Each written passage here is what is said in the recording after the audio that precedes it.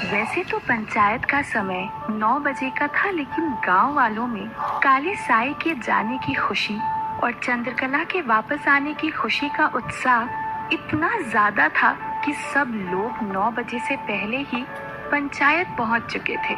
लेकिन 9 बजते बजते गांव के बाकी सब लोग भी पंचायत पहुंच गए। देखते ही देखते आज पूरा गांव उमड़ आया था पंचायत में। आज किसी के चेहरे पर ना ही कोई डर था, ना ही कोई चिंता, वरना पिछले काफी समय से तो गांव में डर का ऐसा माहौल बन गया था कि लोग अपने घरों से निकलने में भी डरते थे, और निकल भी जाते थे तो मन में ये डर बना रहता था कि जब घर पहुंचेंगे तो पता नहीं सब लोग सही सलामत मिलेंगे कि नहीं।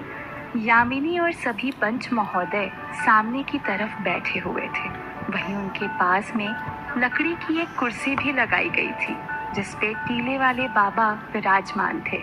सबसे पहले टीले वाले बाबा ने सबको संबोधित करते हुए कहा, वैसे तो आप सभी को पता होगा ही, लेकिन फिर भी मैं एक बार बता देना चाहता हूँ कि मैंने और चंद्रकला ने उस काले साए को हमेशा हमेशा के लिए कैद कर लिया है।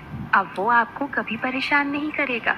ये सुनकर सबके चेहरे पर मुस्कान आ गई, लेकिन ये कहते कहते टीले वाले बाबा थोड़ा गंभीर हो गए। उन्होंने गंभीर होते हुए गांव वालों से कहा, लेकिन एक बात के लिए मैं आप सभी को कभी माफ नहीं कर सकता। बिना पूरी सच्चाई जाने आपने पहले तो चंद्रकला को इस गांव से निकाल दिया, और जब जरूरत महसूस हुई तो सबने मिलकर वापस बुला लिया। ये कैसा दोगलापन है? शर्म नहीं आती आप लोगों को? अगर चंद्रकला मेरे यहाँ नहीं आती तो वो अपनी बेटी को लेकर कहाँ कहाँ भटकती। ये सब सुनकर सभी गांव वालों की नजरें शर्म के मारे नीचे झुक गई। किसी के पास कहने के लिए कुछ नहीं था। जब किसी ने कुछ नहीं कहा तो गांव के एक 80 साल के बुजुर्ग ने जवाब देते हुए कहा, बिल्कुल सही कह रहे हैं आप बाबा, गलती तो बहुत बड़ी हुई है हम सबसे, जिसके लिए हम बहुत ज्यादा शर्मिंदा हैं। अब हम जैसे गांव के बुजुर्ग लोगों की आंखों पर ही पर्दा पड़ गया था, तो इन गांव वालों की तो क्या ही गलती है। इन सब की तरफ से मैं चंद्रकला से माफी मांगता हूँ। ये कहकर वो वृद्ध आदमी चंद्रकला की तरफ मुड़ा और उसके सामने हाथ जोड़े।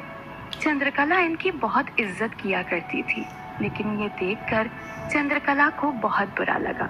वो उन वृद्ध आदमी के पास गई और उनसे कहा, नहीं नहीं चाचा, ऐसा मत कीजिए। आप पिता समान है मेरे। आप लोगों ने ही तो मुझे बचपन से अब तक पाला है।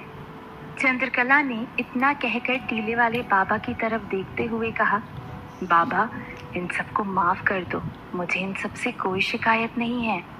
ये सुनकर फिर एक बार सबके चेहरे पर मुस्कान आ गई, लेकिन यामिनी को ये सब देखकर बहुत गुस्सा आ रहा था। उसने मन ही मन कहा, बहुत शातिर है ये चंद्रकला, ऐसे ही बड़ी बड़ी बातें करके फिर से सबकी नजरों में महान बन जाएगी। ये सब बातें चल ही रही थी कि तभी वहाँ पर राघव भी पहुँच चुका था, जो दूर खड़ी रेशमी को घूरे जा रहा था। खैर, वैसे तो ये तय हो ही गया था कि चंद्रकला वापस गांव में ही रहेगी, लेकिन फिर भी सरपंच की औपचारिक घोषणा जरूरी थी। इसीलिए यामिनी ने घोषणा करते हुए कहा, चंद्रकला को इस गांव में बुलाने का फैसला तो पहले ही हो चुका है। अब जब चंद्रकला खुद ही मायापुर आ गई है तो पूरे मान सम्मान के साथ चंद्रकला को उसके घर में ठहराया जाए। ये सुनकर सब लोग बहुत बहुत ज्यादा खुश हुए। चंद्रकला के पास खड़ी काजल ने चंद्रकला को गले से लगा लिया। तभी यामिनी ने सबको एक और खुशखबरी देते हुए कहा, लेकिन इसके अलावा भी मुझे एक और घोषणा करनी है। ये सुनकर सब लोग फिर से थोड़ा गंभीर हो गए। चंद्रकला भी थोड़ा डर गई कि अब यामिनी क्या नया खेल खेलने वाली है।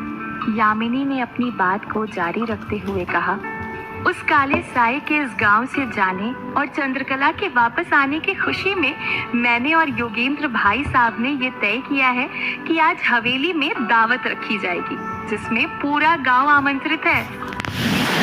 गंभीर चेहरों पर फिर से मुस्कान तैरने लगी, लेकिन तभी एक औरत ने एक सवाल उठाते हुए कहा, मालकिन वो सब तो ठीक है, लेकिन अगर चंद्रकला अपने घर रहेगी तो फिर रेशमी कहाँ रहेगी? और अगर चंद्रकला आ ही गई है तो फिर क्या गांव में रेशमी की जरूरत है? ये सवाल सुनकर सभी गांव वालों में खुसर पुसर शुरू हो गई, क्योंकि इस बारे में तो किसी ने सोचा ही नहीं था। यामिनी और बाकी पंच महोदय भी आपस में बात करने लगे। ये सब होता देख जगदीश ने अपना मत रखते हुए कहा, मालकिन, ऐसा तो नहीं है कि किसी गांव में एक से ज्यादा रुदाली नहीं होती है, बल्कि ज्यादातर गांव में एक से ज्यादा ही रुदालियां होती हैं। और वैसे भी चंद्रकला अगर वापस आ गई है तो उसमें रेशमी का तो कोई दोष नहीं है। जगदीश की बात को आगे बढ़ाते हुए गायत्री ने कहा, और मालकिन, कल रात को उस काले साए से हमारी जान भी रेशमी ने ही बचाई थी। अगर रेशमी नहीं होती तो आज हम जिंदा नहीं होते। रेशमी ने यामिनी की भी जान बचाई थी, इसीलिए यामिनी तो पहले से ही रेशमी से प्रभावित थी। तो यामिनी तो चाहती ही थी कि रेशमी यही रहे। यही सोचकर यामिनी ने कहा, उस काले साए से जान तो एक बार रेशमी ने मेरी भी बचाई है। वैसे भी इस बेचारी का आगे पीछे कोई नहीं है, तो मेरा मत तो यही है कि रेशमी यहीं रहे। और अगर आप लोग भी चाहते हैं कि रेशमी यहीं रहे, तो फिर सवाल ये भी उठता है कि रेशमी रहेगी कहाँ, क्योंकि वो घर तो चंद्रकला का है, वहाँ तो पहला हक चंद्रकला का ही होगा। रेशमी के बहादुरी के किस्से सुनकर गांव वाले भी काफी प्रभावित हो चुके थे। अब तो लगभग सभी चाहते थे कि रेशमी यहीं रहे। इसी बीच टीले वाले बाबा ने इशारे इशारे में चंद्रकला से कुछ कहा, और चंद्रकला टीले वाले बाबा का इशारा समझ चुकी थी। टीले वाले बाबा के आदेश के अनुसार उसने खड़े होकर कहा, मालकिन, अगर रेशमी को कोई परेशानी ना हो तो रेशमी मेरे घर पर मेरे साथ रह सकती है। मुझे कोई आपत्ति नहीं होगी। ये सुनकर यामिनी ने रेशमी की तरफ इशारा करके उसका मत पूछा। उसने अपना मत रखते हुए कहा, ये तो आपका बड़प्पन है दीदी, भला मुझे क्या आपत्ति हो सकती है। रेशमी की ये बात सुनकर पंचायत ने भी यही फैसला सुनाया कि रेशमी और चंद्रकला एक साथ ही रहेंगे। फैसला होने के बाद सब लोग एक एक करके अपने अपने घर चले गए, लेकिन चंद्रकला अभी भी नहीं समझ पा रही थी कि आखिर टीले वाले बाबा ने रेशमी को उसके साथ रहने के लिए क्यों कहा। और ये सवाल चंद्रकला को परेशान कर रहा था। परेशान सिर्फ चंद्रकला ही नहीं थी, यामिनी के इस फैसले से सबसे ज्यादा परेशान राघव था। वो तो बिल्कुल नहीं चाहता था कि रेशमी इस गांव में रहे। राघव और रेशमी एक दूसरे को देखे जा रहे थे। रेशमी के चेहरे पर जहां एक विजयी मुस्कान थी, वहीं राघव के चेहरे पर चिंता की लकीरें साफ झलक रही थी। इसके बाद चंद्रकला, टीले वाले बाबा और रेशमी भी वहां से अपने घर की तरफ चले गए। इधर जहां पूरा गांव खुश था, वहीं अंगुना गुस्से से आग बबूला हो रही थी। उसने गुस्से में चिल्लाते हुए कटीली से कहा, कटीली, कटीली, इतनी बड़ी गलती कैसे कर सकती हो तुम? कटीली नीचे गर्दन किए हुए सामने ही खड़ी थी। उसने अपनी गलती स्वीकारते हुए कहा, मुझे माफ कर दो अंगुना, ना जाने मुझसे यह गलती कैसे हो गई। मैंने तो देखा था कि मालती उस गायत्री को आंगन में बाहर ले आई थी और उस पर हमला करने ही वाली थी। उसके बाद मैं वहां से चली आई ताकि जल्दी से जल्दी मैं ये खबर तुम्हें दे सकूं, पर पता नहीं वो बच कैसे गई। अंगुना ने अपना माथा पीटते हुए कहा, तुम्हें पता भी है तुम्हारी इस गलती की सजा कितनी बड़ी हो सकती थी? मुझसे मेरा मेरुदंड और मेरी सारी शक्तियाँ छीनी जा सकती थी। अंगुना को कटीली पर गुस्सा तो इतना आया हुआ था कि उसका मन तो कर रहा था कि वो कटीली की सारी शक्तियाँ नष्ट कर दे, पर कटीली एक ही थी जो हर वक्त उसके काम आया करती थी। उसकी शक्तियाँ नष्ट करने में उसका ही नुकसान था। यही सोचकर उसने कटीली की इस गलती को माफ कर दिया था। अंगुना और कटीली के बीच ये सब बातें चल ही रही थी कि तभी वहाँ पर जितेंद्र भी आ गया। जितेंद्र को सब पता चल चुका था कि अंगुना ने मालती को मारने की कोशिश की थी और उस पर मेरुदंड का प्रहार भी किया था, जिस बात से जितेंद्र के सिर पर खून सवार था। जितेंद्र ने आते ही अंगुना से कहा, अंगुना, ये तुमने बिल्कुल ठीक नहीं किया। तुम्हें मालती पर हमला नहीं करना चाहिए था। तुम्हारी वजह से आज मालती बोतल में कैद हो चुकी है। इसका जवाब देते हुए अंगुना ने कहा, इसके अलावा मालती ने कोई दूसरा रास्ता नहीं छोड़ा था। वो शक्तियों के मोह में इतना उलझ चुकी थी कि उसे कुछ नहीं दिखाई दे रहा था। मैंने मैंने तुम्हें पहले ही चेतावनी दी थी कि मालती को समझा दो, वरना परिणाम बहुत बुरे होंगे। इस पर चिढ़ते हुए जितेंद्र ने कहा, परिणाम तो अब तुम्हें भुगतने होंगे अंगुना। तुम्हें और उस चंद्रकला को बर्बाद करने का वादा किया है मैंने मालती से। अभी तक तुमने मालती का गुस्सा देखा है, जितेंद्र का नहीं। अंगुना ने उसे समझाते हुए कहा, मूर्ख मत बनो जितेंद्र। ये बात तुम भी जानते हो कि तुम मेरा कुछ नहीं बिगाड़ सकते। अगर फिर भी नहीं मानोगे तो मजबूरन मुझे तुम्हें भी खत्म करना होगा। जवाब देते हुए जितेंद्र ने कहा, मैं जानता हूँ कि मैं अकेले कुछ नहीं कर सकता, लेकिन तुम ये मत भूलो कि अगर मेरी और मालती की शक्तियाँ एक हो गई तो फिर तुम्हारी भी शक्तियाँ भी कम पड़ जाएंगी। मैं सबसे पहले मालती को आजाद कराऊंगा, फिर तुमसे और उस चंद्रकला से निपटूंगा। ये कहकर जितेंद्र वहां से चला गया। तभी पीछे से कटीली ने आते हुए कहा, अंगुना, अगर सच में जितेंद्र और मालती की शक्तियां एक हो गई तो अनर्थ हो जाएगा। मेरुदंड के इस्तेमाल के बाद तुम्हारी भी शक्तियां कम हो चुकी हैं। जितेंद्र की धमकी के बाद अंगुना के चेहरे पर भी चिंता की लकीरें साफ दिखाई दे रही थी। इधर यामिनी के घर पर दावत की तैयारियां जोरों शोरों पर हो रही थी। वैसे तो हवेली के लोग भी काम करने के लिए काफी थे, लेकिन गांव वालों के मन में भी इतना ज्यादा उत्साह था कि गांव के सभी जवान लड़के हाथ बटाने आ गए थे। राघव को ये सब देखकर चिढ़ हो रही थी। उसने यामिनी के पास जाकर कहा, ये सब क्या हो रहा है चाची? आपका दिमाग तो नहीं घूम गया है? और ये सब तो ठीक है, उस रेशमी को गांव में रखने की क्या जरूरत थी? उसका काम खत्म हो चुका है तो निकाल देना चाहिए था उसे यहाँ से। ये सुनते ही यामिनी ने राघव की तरफ ध्यान से देखा तो राघव ने अपनी बात को घुमाते हुए कहा, मेरे कहने का मतलब है कि उस चंद्रकला के साथ रहकर न जाने कब हमारे लिए मुसीबत बन जाए, तो अच्छा था कि उसके पहले ही उसे निकाल देते। अभी वैसे भी कुछ काम की नहीं है।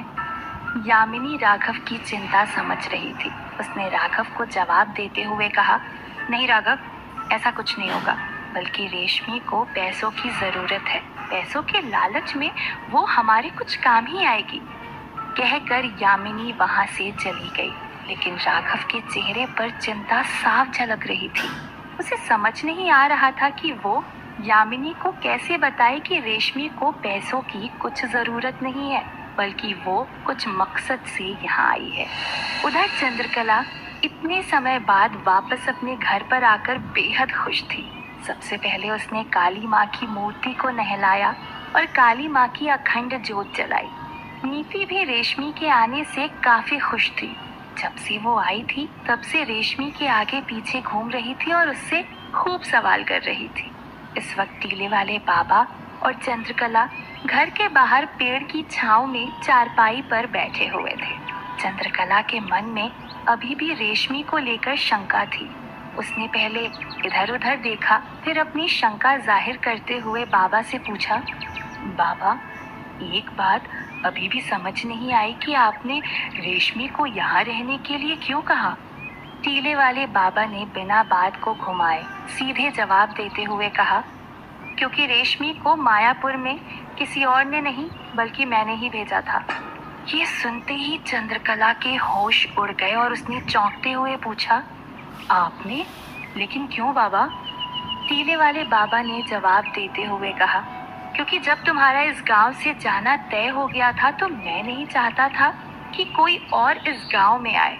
इसके बाद रेशमी ने ही यामिनी के मन में मालती का डर पैदा किया था ताकि यामिनी खुद तुम्हें इस गांव में बुलाने पर मजबूर हो जाए। चंद्रकला को ये जानकर बहुत खुशी हुई कि टीले वाले बाबा ने उसके लिए कितना कुछ किया है, लेकिन अभी उसके मन में रेशमी को लेकर बहुत सारे सवाल थे।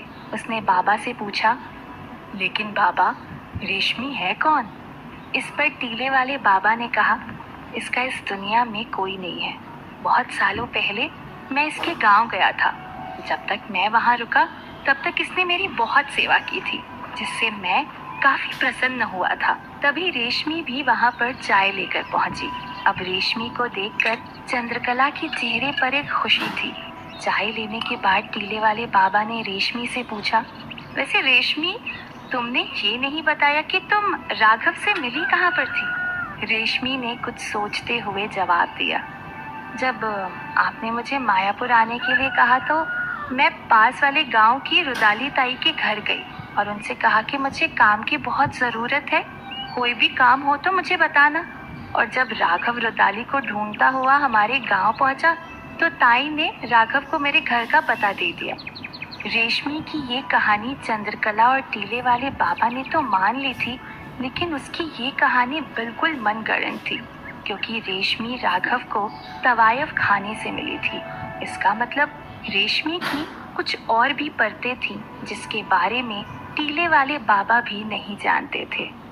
आखिर क्या है रेशमी की सच्चाई जो टीले वाले बाबा से भी अछूती रह गई? क्या सच में वो टीले वाले बाबा के कहने पर ही यहाँ आई थी, या कोई और भी मकसद है उसका? और क्या होगा अगर जितेंद्र और मालती की शक्तियाँ एक हो गई तो?